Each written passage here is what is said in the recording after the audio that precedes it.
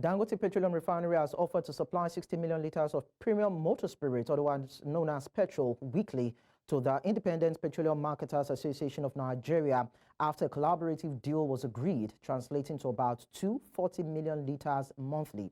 Now, though the agreement is yet to be fully ratified as discussions gradually draw to a conclusion, the aim is to ensure steady distribution of petrol across Nigeria, possibly at a reduced rate. Meanwhile, NNPC Limited has come out to admit that it encountered challenges and as such has delayed the commencement of operations at the Port Harcourt Refinery. To help us talk more or help us understand this better, Temitope Kolade, Senior Manager, Oil, Gas and Power at Anderson in Nigeria, joins me on the program. Thank you so much, Mr. Kolade. Thanks for having me. Good morning. So you should be excited now that, after so much dusts were raised, Dangote Refinery Limited and IPMAN finally, have been able to come to the table to agree on working terms and conditions over petrol supply and purchase. Are you excited, truly? Well, not exactly, because if you ask me as a consumer, I'm not sure how much excitement that brings, because again, IPMAN has clearly shown to us that that is just going to give us about a relief of 10 to 15 naira per litre of fuel, and I'm not sure what that does for you. Even if you're going to get 70 litres in your vehicle, it means that you save 700 naira or thereabout, as the case may be. So that in itself is not an exciting news. But I think what's exciting about it, it's the competition that we begin to see within the market. The fact that we still see importation at the same time, and it's not so much about someone basically saying, I'm in charge of the Nigerian market when it comes to the supply of petrol or PMS, as the case may be, but we see things coming from different angles, and you then begin to see the possibility of price convergence at some point that gives us the benefit as a country that indeed we are an oil-producing nation, right? And I think that's really the benefit for us, that yes, we have gone into a free market, but again, we don't have somebody who is in charge of the market solely, but we have different stakeholders that have to come to a roundtable to agree what price. And you can imagine that it won't be a case of, oh, we just import in this way and then this is what it is, without some questioning and some negotiations to come to something that is close to the real market price and the market forces helping us to determine the price. And I think that's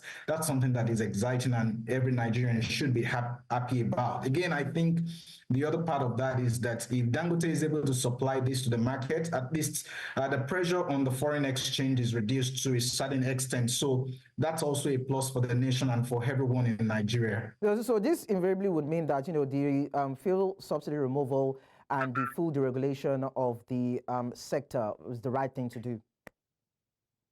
Well, I think in a sense, there is no going back. We understand that the sort of inflation that we have in Nigeria today is also energy price driven. Mm-hmm. And so that's a concern that government has to find a way to deal with. But to the extent that we've been clamoring for deregulation for such a long time, I think there is in a real sense, there is no going back at this point, and it's for us to deal with what the issues are. As a realist, I would think that the optimism shouldn't be for anyone to expect that government will reverse itself and begin to subsidize petroleum products anymore. Okay, so earlier on you talked about, the reduction in petrol prices, a little bit of excitement from your part, but then when you look at other areas, it seems not to be quite interesting. But doesn't it show that this increased competition, so to speak, is what the ecosystem actually needs?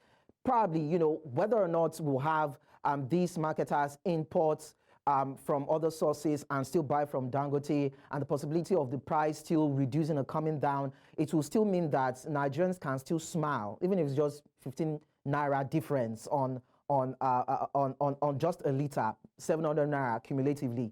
I mean, that's something that Nigerians should be happy about. Well, apparently, whether they should be happy about 10 naira or 15 naira, I don't want to comment on that because it's not quite exciting for a couple of persons who are, if you ask me, those who join buses from one place to the other, it will necessarily not impact them, except you then see government trying to drive the PICNG adoption, and then you see that, okay, maybe there could be some sort of relief for people that also do that. But if you run your own private vehicle, it won't do much for you in terms of pricing. But I agree that competition is what we need in a free market to ensure that there is price convergence. But we must also know that Nigerians must know that it's not just yet eureka, as they would say, right? You will realize that over time the price could also increase because there are forces that determine the costs at which we get these things, right? If the global price of crude increases tomorrow, well, you may have gotten a 10 naira decrease today, but it could jump to 30 naira increase tomorrow or 50 naira increase tomorrow. So it's not going to be a stable market. That's what we bargain for when we asked for a free market, and that's what we get. Mr. Kolade, are you saying that even if we fully go into the Naira for crude deal, like fully, we will still have instability?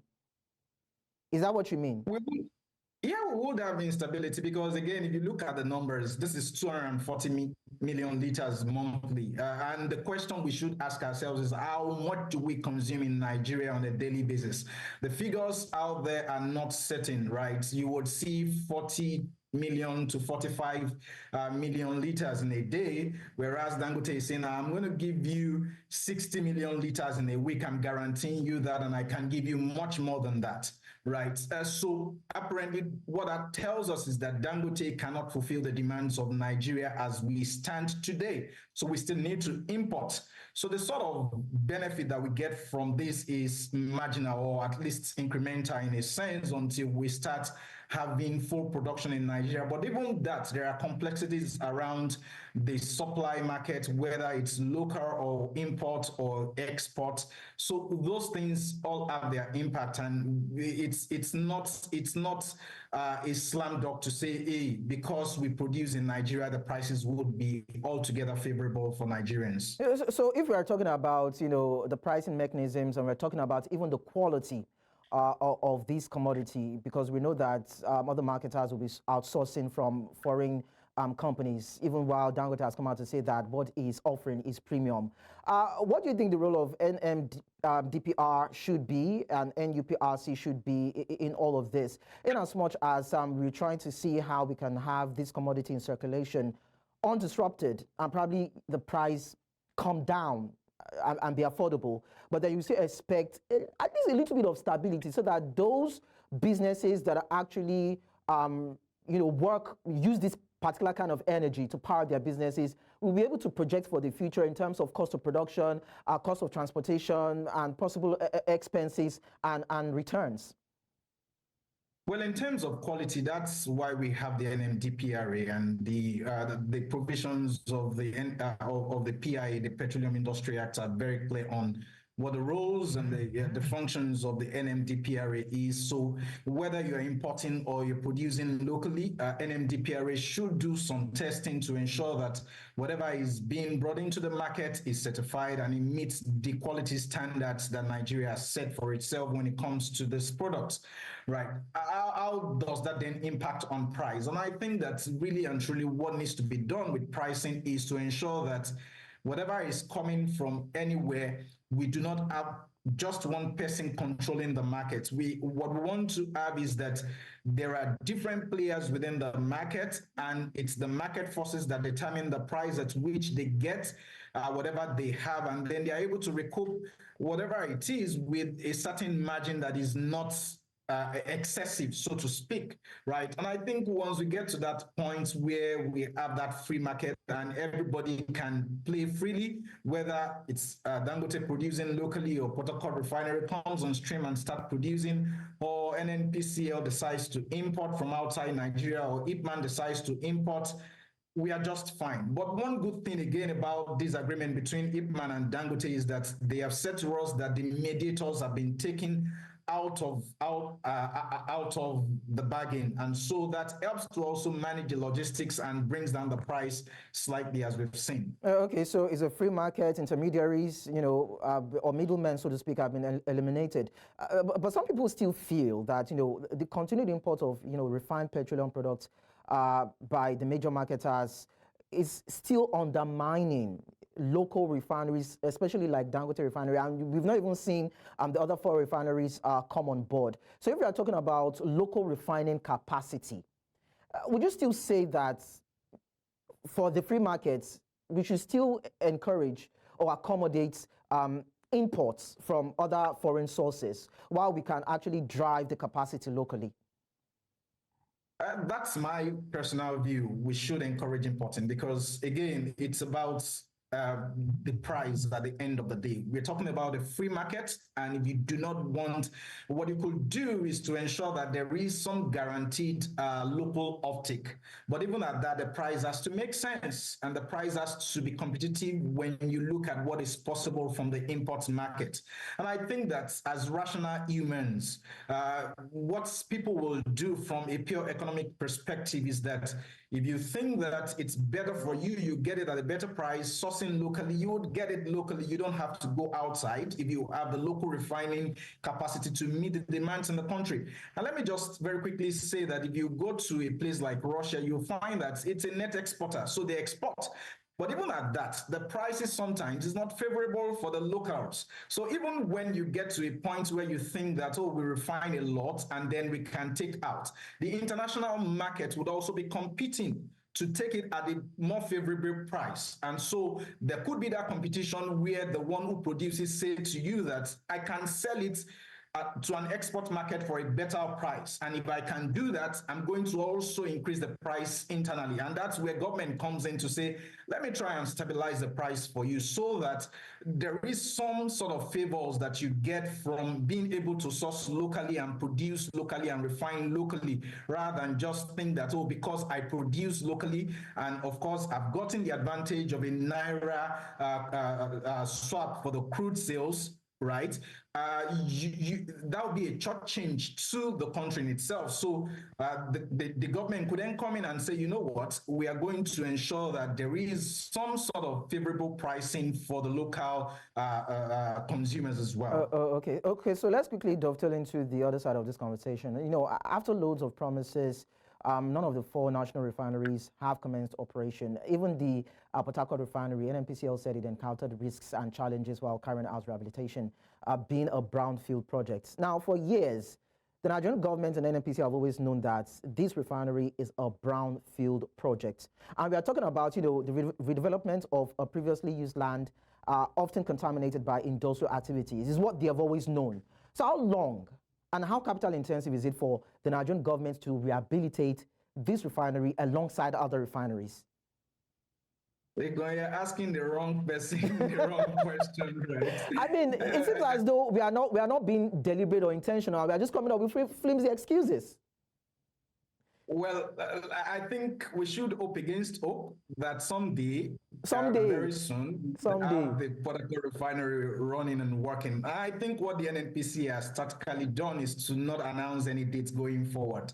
They just want to surprise us. So we're waiting for the great surprise and the positive surprise that someday, very soon, would have that Port Harcourt Refinery up and running. And maybe that would ease some pressure of the NNPCL as well.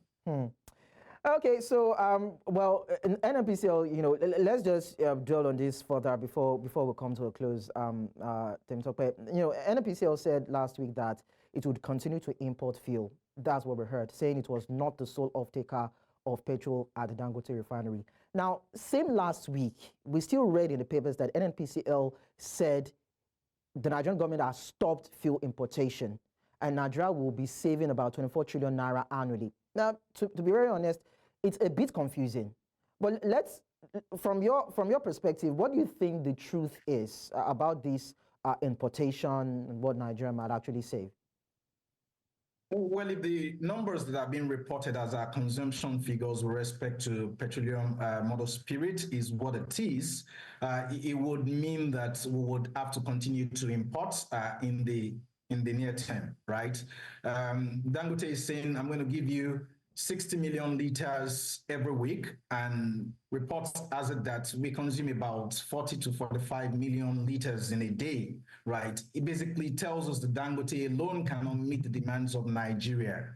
And that's, I mean, if you think about a 40 to 40 million liters number, it's really about a number that you can't really put a pen on or a pin down by any means, because sometimes you then see arbitrages happening within that. But one of the good things that has happened with the deregulation is that the propensity to take these things outside of Nigeria into other West African countries and other countries that border Nigeria for arbitrage has reduced largely. But are we still getting at a better price than some of these countries? Maybe yes. And maybe there is also the reason for people to continue in this, and then you will see the numbers being inflated still. But at the same time, I think that when we look at it from an empirical point of view, you might still find that at where we stand today, Dangote cannot meet the demands of Nigeria. And so realistically speaking, we've got to continue to import to make up that balance that we need. And so the best that we can get is to get NMDPRA to do its work and ensure that whatever is coming in from the borders is meeting the quality standards. Okay. All right. Temitope Kolade, Senior Manager, Oil, Gas and Power at Anderson in Nigeria. Thank you so much for helping us understand this better. Thank you for having me.